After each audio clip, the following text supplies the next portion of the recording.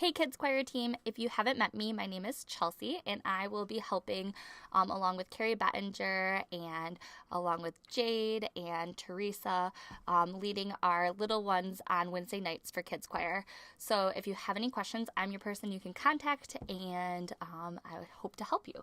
So I'm going to tell you a little bit about the first week of Kids Choir and give you a little bit of a rundown so that you can feel comfortable and ready for the first night.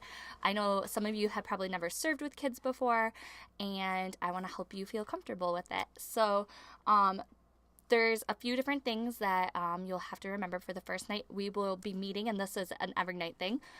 We will be meeting in our team room, which will be the 4-year-old room. So you'll see on the boardwalk, maybe you're familiar with it. It's called the Tiki Room. And if not, just look around and someone will be able to help you find it.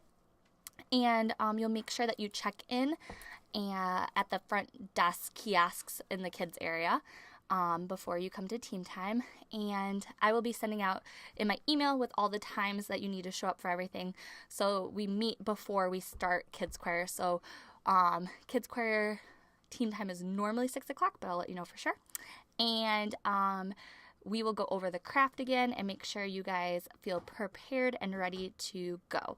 So just what we're doing on the first night is the story of Daniel, because our whole Kids Choir is surrounding the story of Daniel and Shadrach and Meshach and Abednego. And so we are talking about Daniel on the first night, and we're making a really cute line for our craft. So depending on your schedule for your room, you guys will be moving around just from your classroom to your large group / teaching the song portion, which Jade and Teresa will be leading. And so I'll make sure you guys have schedules in your classroom, and there will be a designated time for craft and a designated time for when you go to the large group room for, and there goes Wade. So during the craft time, you will be making a lion mask face. I put this one together really quickly and kind of like slapped it all on there as the example, so it doesn't matter. The kids are going to make it look cute. It's going to be their own. It doesn't have to be perfect. So this paper plate will already be cut out. You'll have this, basically, you'll get this together. So the kids will be adding all the decorative part to it, but they will already have the base part made for them. So there's ears, and then there's the lion's mane. So the ears, there's 2 pieces. Mine are orange and yellow. I think they're actually going to be like orange and yellow or gold.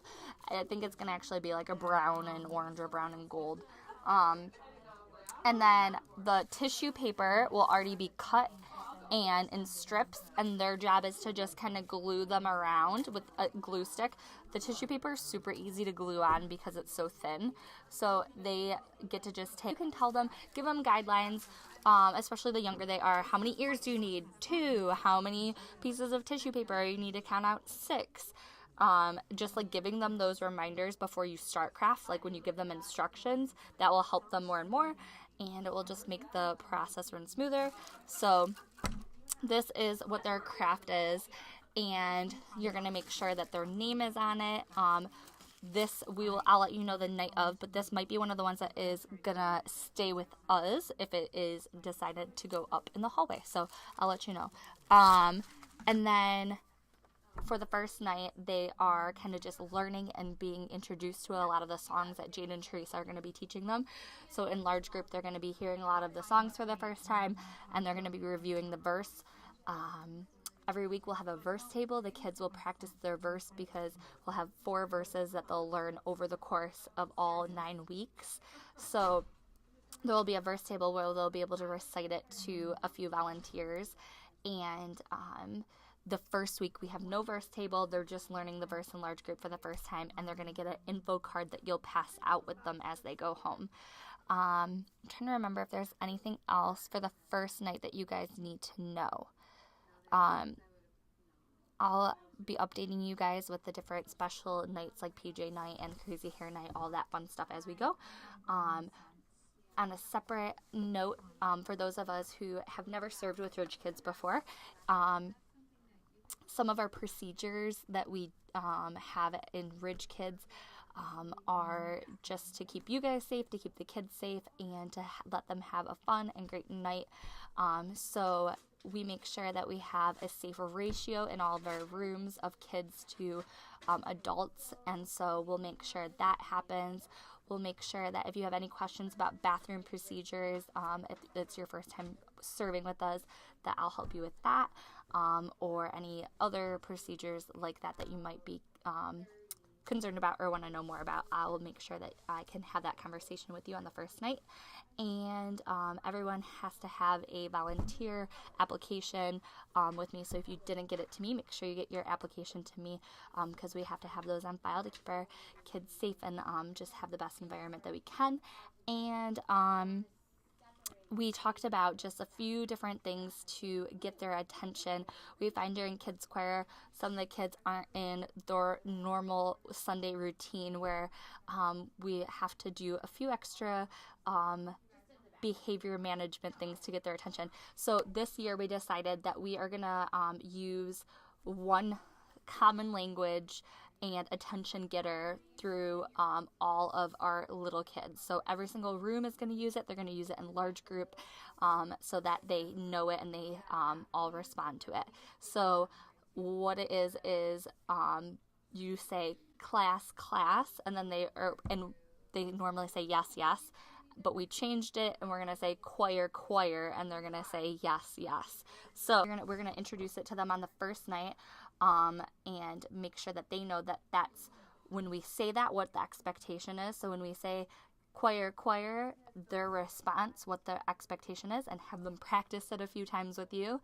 And then after that is said, that means that we're quiet and we have our listening ears on, we have our eyes on whoever is speaking, whoever the teacher is.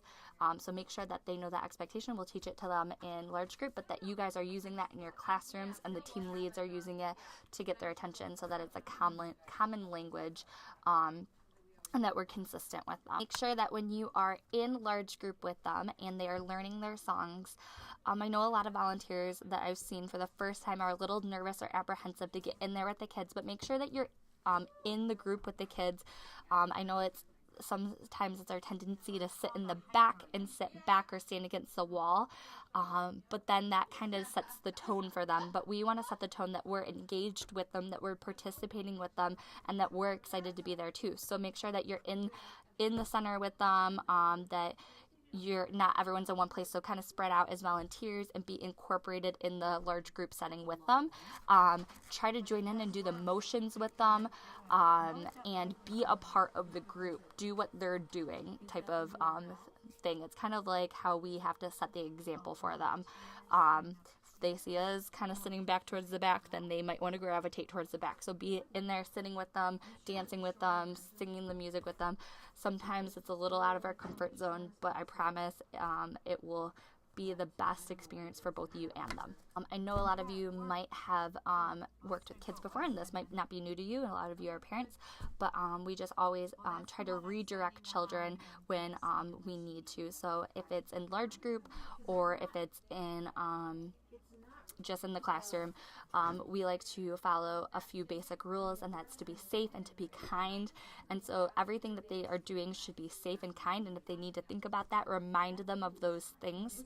So is what you're doing right now safe, and is it kind? And most of the time, everything falls under those two things, is being safe and being kind. And then I always like to add in that we want to have fun too, so to make sure they know that that's part of it.